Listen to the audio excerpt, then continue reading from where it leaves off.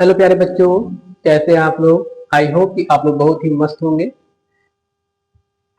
तो चलिए आ गए हैं हम एक और वीडियो में। आज हम पढ़ने वाले हैं कि आवेश हम कैसे उत्पत्ति करते हैं। जो आवेश होता है, किसी वस्तु पे आवेश कैसे आता है। तो चलिएगा आज की वीडियो में हम वही देखने वाले हैं, किसी वस्तु पर आवेश कैसे आता है उसके बारे में हम पढ़ने वाले हैं। चलिए देखिएगा क्या होता है। आवेश को हम क्या कर सकते हैं, उत्पत्ति नहीं होती है। आवेश को हम बनाते नहीं है। आवेश जो होता है उसको हम बनाते नहीं है। ऐसा नहीं कि हम आवेश कहीं से बनाते हैं।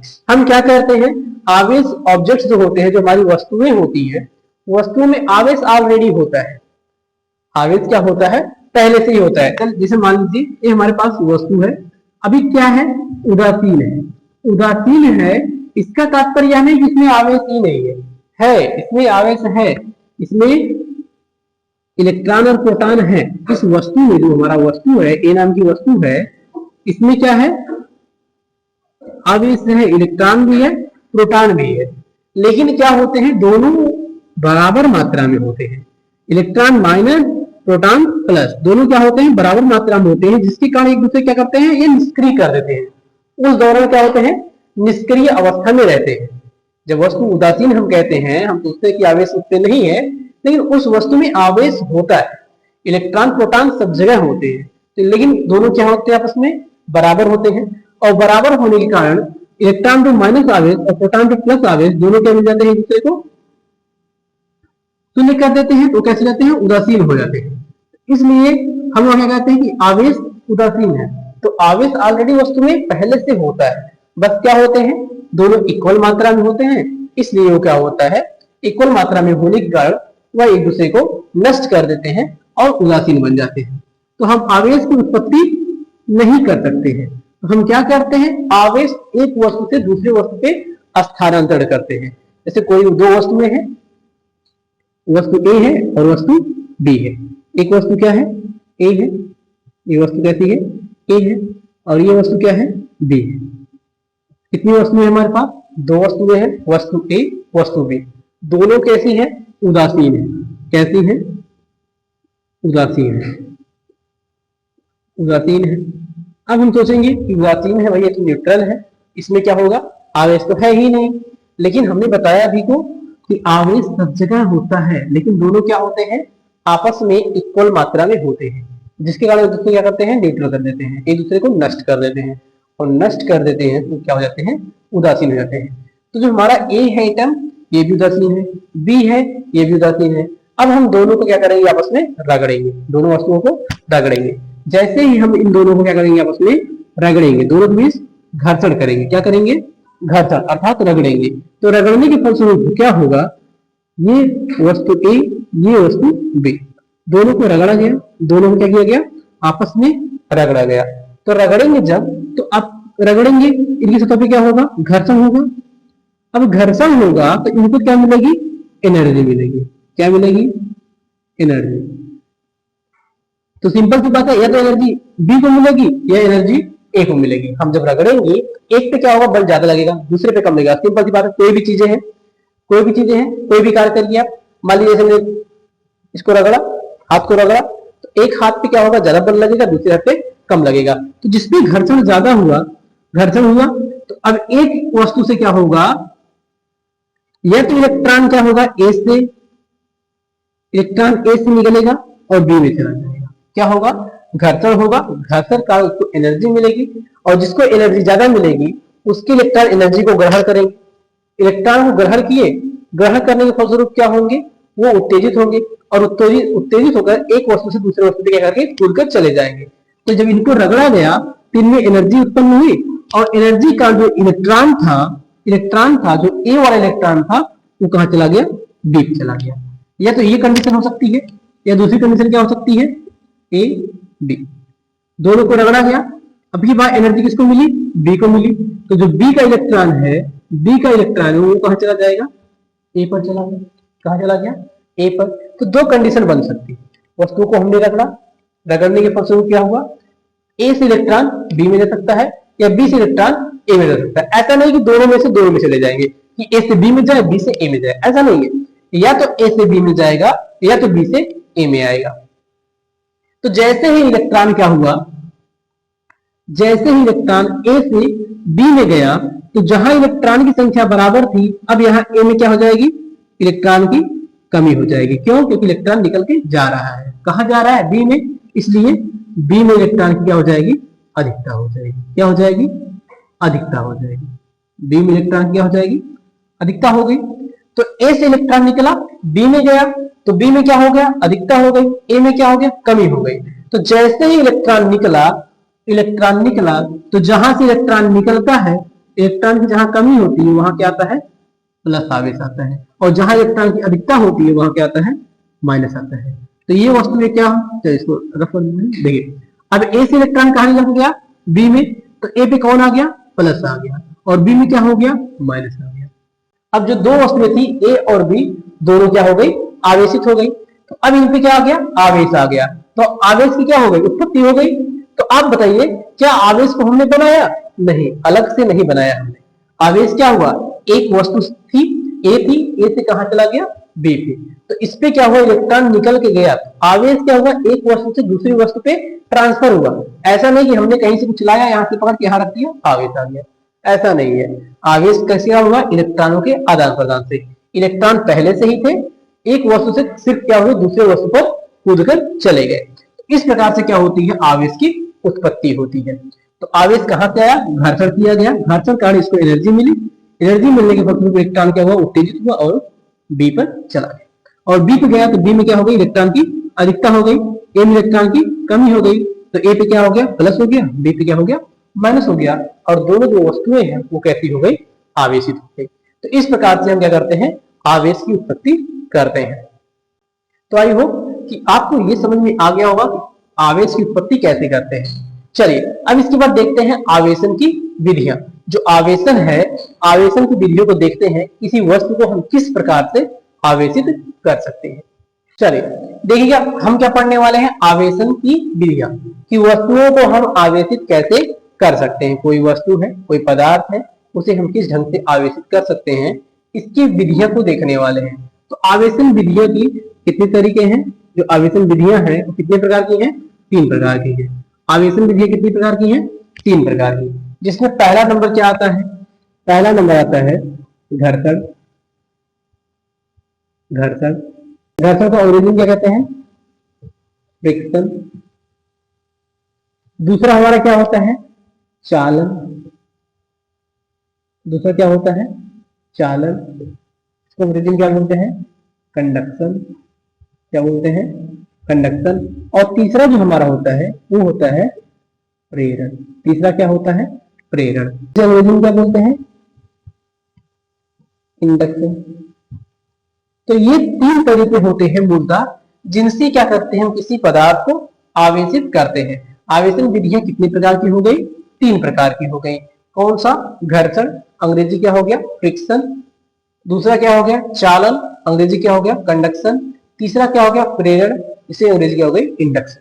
तो ये 3 विधियां हैं जिसके द्वारा हम क्या करते हैं, किसी वस्तु को आवेशित करते हैं। मतलब आवेश क्या करते हैं, एक वस्तु से दूसरे वस्तु पे, इन 3 तरीकों से हम क्या करते हैं, ट्रांसफर करते हैं। चलिए सबसे पहले क्या देखेंगे, फ्रिक्शन को देखने वाले हैं। चलिए देखिए, पहला नंबर क्या है, घर्षण। घर्षण, तो घर्षण को अभी हमने आपको शुरुआत में ही बताया कि क्या होता है घर्षण में, फ्रिक्शन। तो घर्षण में क्या होती है, 2 वस्तुएं होती हैं। ये मान लीजिए वस्तु ए हो गई और ये वस्तु बी हो गई, वस्तु ए हो गई और वस्तु बी हो गई। इन दोनों को क्या किया जाएगा, आपस में रगड़ा जाएगा। दोनों क्या किया जाएगा, दोनों वस्तुओं को आपस में रगड़ा जाएगा। और जैसे ही हम रगड़ेंगे, किसी एक वस्तु से, चाहे ए से या बी से, किसी एक वस्तु से इलेक्ट्रॉन निकलेगा और दूसरी वस्तु पे ट्रांसफर हो जाएगा।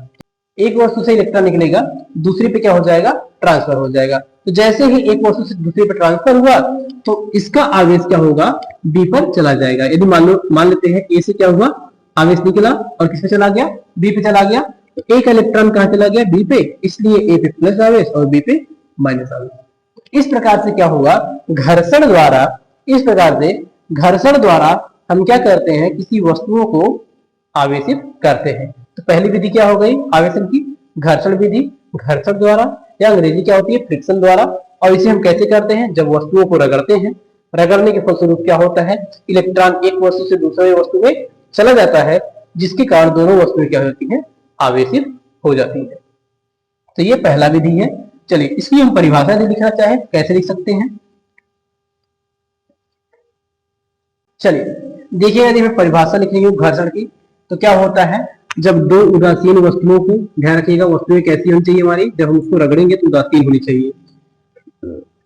जब दो उदासीन वस्तुओं को आपस में रगड़ते हैं, परस्पर उनको रगड़ते हैं, तो इनके बीच क्या होता है, इलेक्ट्रॉनों का स्थानांतरण होता है। क्या होता है, इनके बीच इलेक्ट्रॉनों का स्थानांतरण होता है, जिससे दोनों वस्तुएं क्या होती है, आवेशित हो जाती हैं।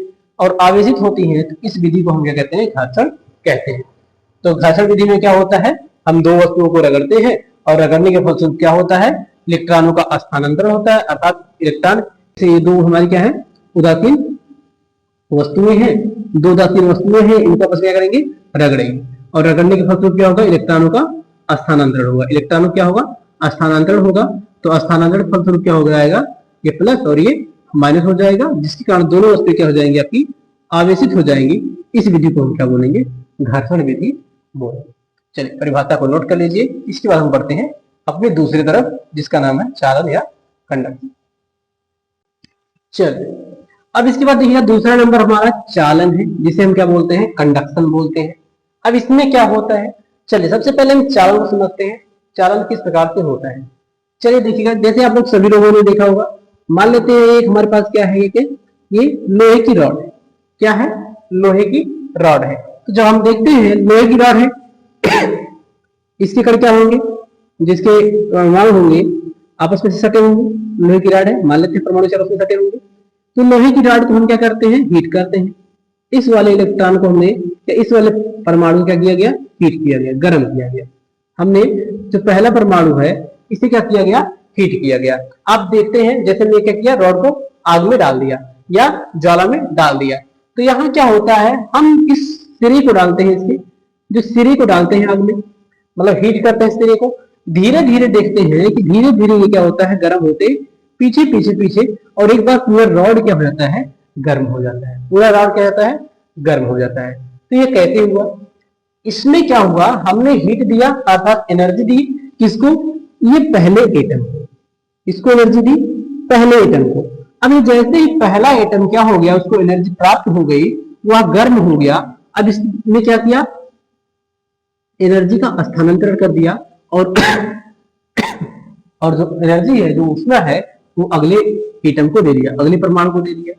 और जैसे ही ये परमाणु क्या हुआ, हीट हुआ, इस वाले परमाणु ने क्या किया, इसे एनर्जी दे दी, क्योंकि दोनों क्या आपस में संपर्क में है, तो इसको दे दी। इसके बाद ये वाला पुनः इसको दे देता है। तो इस प्रकार से क्या होते हैं, जो परमाणु हैं वो क्या कर रहे हैं, एनर्जी को रिप्लेस कर रहे हैं। जैसे ही इसको पहले परमाणु को एनर्जी मिली, इसने अगले को, अगला वाला अगले को, अगला वाला अगले को, ऐसे ऐसे सभी क्या करते हैं, एक दूसरे को एनर्जी प्रोवाइड कराते चले जाते हैं। तो यह विधि क्या कहलाती है, चालन कहलाती है। जब एक के बाद एक को एनर्जी मिलती जाती है तो इसे क्या बोलते हैं लोग, चालन कहते हैं। इसी प्रकार जब हम क्या करते हैं, किसी उदासीन वस्तु के पास या किसी उदासीन वस्तु के पास कोई आवेशित, कोई क्या करते हैं, आवेशित वस्तु लाते हैं। कैसी लाएंगे, आवेशित पदार्थ या वस्तु लाते हैं। अभी क्या ला रहे थे, हीट कर रहे थे, तो हीट चल रहा था। अब हम क्या ला रहे हैं, आवेशित वस्तु लाएंगे। क्या लाएंगे, आवेशित वस्तु। तो जैसे ही आवेशित वस्तु लाया गया, जैसे ही उसके पास आवेशित वस्तु लाया जाएगा, तो इस जो एटम है इसमें भी क्या हो जाएगा, जिस प्रकार का ये आवेश रहेगा उसी प्रकार का आवेश इस पर भी आ जाएगा। अब ये वाला आवेश सेम ये प्रोसेस होगा। अब देखो इसमें प्लस आवेश कैसे आता है, चलिए मान लेते हैं हमारे पास क्या है, ये क्या है, कोई उदासीन वस्तु है।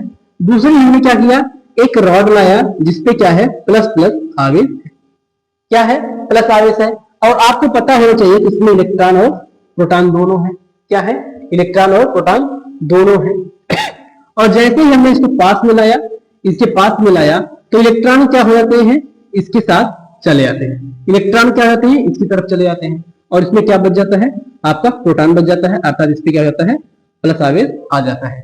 तो इसी प्रकार सारे के सारे क्या होते हैं, ये इससे प्लस, ये इससे प्लस, ये इससे प्लस, एक एटम अगले एटम को आवेशित करता चला जाता है। तो एक एटम के बाद अगला एटम, अगला एटम के बाद अगला एटम, अगला एटम के बाद अगला एटम, तो क्या करते हैं, आवेशित करते चले जाते हैं। तो इस विधि को हम क्या बोलते हैं, चालन विधि कहते हैं। तो चालन में क्या होता है, हम संपर्क में रखते हैं, क्या करेंगे, एक दूसरे को, मान लीजिए दोनों वस्तुएं हैं, पहली वस्तु है, ये दूसरी वस्तु है, तो ध्यान दीजिएगा दोनों को संपर्क में होना जरूरी है। क्या होना चाहिए, संपर्क में होना जरूरी है, तभी चालन विधि होगी।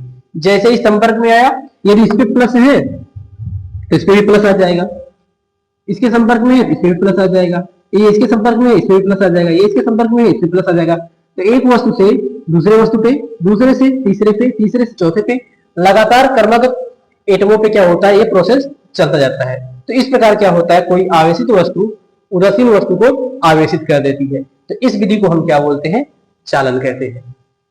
तो आई होप कि आपको चालन विधि समझ में आ गई होगी। चलिए इसकी परिभाषा को नोट कर लेते हैं। चलेगा, देखिए चालन की परिभाषा लिखनी है, तो क्या परिभाषा लिखेंगे, जब किसी आवेशित चालक को, ध्यान रखिएगा चालक कैसा होगा, आवेशित चालक को आवेश रहित चालक अर्थात उदासीन चालक के संपर्क में कराते हैं। तो क्या करते हैं, जब आवेशित चालक को आवेश रहित अर्थात उदासीन चालक से संपर्क कराते हैं, तो आवेश रहित या उदासीन चालक में भी क्या होता है, उसी प्रकार का गुण आ जाता है, तो उसे क्या बोलते हैं, हम चालन कहते हैं। जैसे हमने क्या बताया अभी आपको, ये मान लीजिए हमारा उदासीन है और इसके संपर्क में हम क्या ला रहे हैं, संपर्क में होना जरूरी है, ध्यान रखिएगा इसमें संपर्क जरूरी होता है। अब हम संपर्क वाले में प्लस आवेश का क्या करते हैं, एक चालक लाते हैं, तो क्या होगा, जैसे ही हम इस चालक को लाएंगे तो क्या होगा, जो हमारा आवेश रहित रहेगा ये भी क्या हो जाएगा, उसी जिस प्रकार से जो हमारा चालक है उसी गुण में उसी प्रकार की आवेश क्या हो जाएंगे, इस पे भी आ जाएंगे। तो इसे क्या बोलेंगे, चालन विधि बोलेंगे। यदि हम इसके संपर्क में और ऐसे रख देंगे आवेश रहित चालकों को, तो इस पे भी क्या हो जाएगा, प्लस आवेश आ जाएगा। एक वस्तु से दूसरे वस्तु पे आया, दूसरे से तीसरे पे आ गया, इसी प्रोसेस को हम क्या बोलते हैं, चालन कहते हैं। चलिए अब इसके बाद क्या करते हैं, बढ़ते हैं प्रेरण की तरफ, इसे नोट कर लीजिएगा। चलिए देखिएगा, तीसरा और जो बहुत ही महत्वपूर्ण है प्रेरण, इसको समझिएगा थोड़ा ध्यान से, क्योंकि ये थोड़ा सा समझने वाला है। तो प्रेरण जो है इसको समझिएगा। ठीक है, तब से पहले हम क्या करते हैं, दो चालक पदार्थ ले रहे हैं, ये दोनों क्या है, मान लीजिए चालक है, और एक चालक पे क्या है, प्लस आवेश उपस्थित है। कैसा आवेश उपस्थित है, प्लस आवेश उपस्थित है। अब इनमें प्रेरण में क्या होता है, प्रेरण में हम एक दूसरे को संपर्क में नहीं लाते। क्या करते हैं, संपर्क में नहीं लाते हैं। जैसे ही हम संपर्क कर देंगे चालन हो जाएगा। तो ध्यान रखिएगा, प्रेरण में क्या होता है, संपर्क में नहीं आते हैं। तो अब हम क्या करेंगे, इस आवेशित चालक को, जो ये आवेशित है, आवेशित चालक को अनावेशित चालक या आवेश रहित चालक के पास लेकर आएंगे। जब आवेश रहित चालक के पास लेकर आएंगे, इसके केवल क्या लाना है, पास लाना है। क्या लाना है, पास लाना है, संपर्क नहीं कराना है। दोनों का संपर्क नहीं होना चाहिए, केवल क्या होना चाहिए, इसके पास आना चाहिए। तो जैसे ही पास लाते हैं, जैसे ही इसकी क्या करते हैं, पास लाते हैं, तो हम देखते हैं क्या होता है, इसमें क्या है, प्लस माइनस ऐसे बिखरे पड़े हैं, प्लस माइनस क्या है, चारों तरफ ऐसे बिखरे पड़े हैं।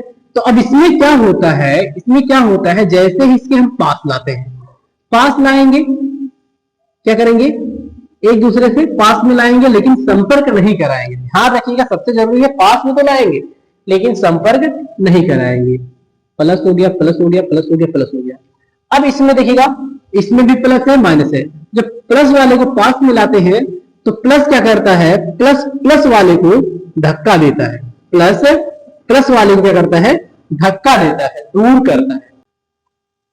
प्लस वाले क्या करता है, धक्का देता है, दूर करता है, प्रतिकर्षित करता है। तो यहां जो होगा, ये जो प्लस वाले हैं, ये क्या करेगा, माइनस वाले को अपनी तरफ आकर्षित करेगा और प्लस वाले को क्या करेगा, धक्का देगा। क्या करेगा, प्लस वाले को अपने से दूर धक्का देगा।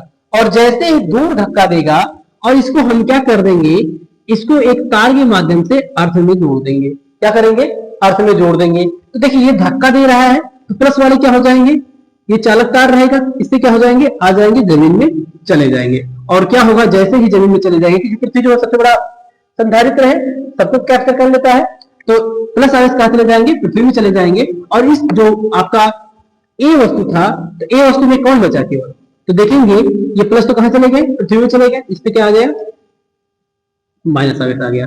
ये क्या हो गया आपका, ये तो प्लस का प्लस ही रह गया। तो देखेंगे एक वस्तु को हम बस इसके समीप में लाए, समीप में लाया गया तो जो आवेश रहित थी, जो अभी उदासीन थी, जो प्रारंभिक कंडीशन में उदासीन थी, अब वह क्या हो गई, आवेशित हो गई। कैसी आवेशित हो गई, ऋण आवेशित हो गई। क्यों हो गई, क्योंकि हमने क्या किया, इसको पास में लाया, पास में लाए तो माइनस वाले को अपनी तरफ आकर्षित किया और प्लस वाले को धक्का दिया, और इसको हमने क्या किया, एक तार के माध्यम से पृथ्वी में जोड़ दिया। तो प्लस आवेश क्या होंगे, इसके माध्यम से पृथ्वी में चले जाएंगे, और इस गोले में, इस चालक में क्या रह जाएगा आपका, केवल माइनस रह जाएगा। तो इस प्रकार से क्या होता है, प्रेरण विधि इसको कहते हैं। इसी विधि को हम क्या कहते हैं, प्रेरण कहते हैं। कि इसने क्या किया, बी से, मान लेते हैं बी है, तो बी से क्या लिया, प्रेरणा लिया कि ए वाला आवेशित है, कि बी वाला क्या है, आवेशित है, तो हम भी क्यों ना आवेशित हो जाए। तो क्या करता है, बी से प्रेरणा लेता है और अपने प्लस वाले को धक्का देकर भगा देता है और खुद भी आवेशित हो जाता है। तो इस प्रकार से क्या हो गया, ये आवेशित हो गया। आपका बी आवेशित था, ए के समीप में लाया गया तो ए भी आवेशित हो गया, तो इसको प्रेरणा मिली और ये भी आवेशित हो गया। तो इस विधि को क्या बोलेंगे, प्रेरण बोलेंगे। आई होप कि आपको प्रेरण भी समझ में आ गया होगा। चलिए, यदि समझ में आ गया तो हम बढ़ते हुए इसकी परिभाषा को लिखते हैं। इसकी परिभाषा क्या होती है, चलिए देखिएगा। यदि हमें प्रेरण की परिभाषा लिखनी है, यदि हमें प्रेरण क्या करनी है, परिभाषा लिखनी है, तो क्या लिखेंगे, किसी आवेशित वस्तु को निकट रखने पर अनावेशित वस्तु में आवेश के पुनर्वितरण द्वारा उस पर भी क्या होता है, विपरीत प्रकृति का आवेश आ जाता है। इस विधि को हम क्या कहते हैं, प्रेरण कहते हैं।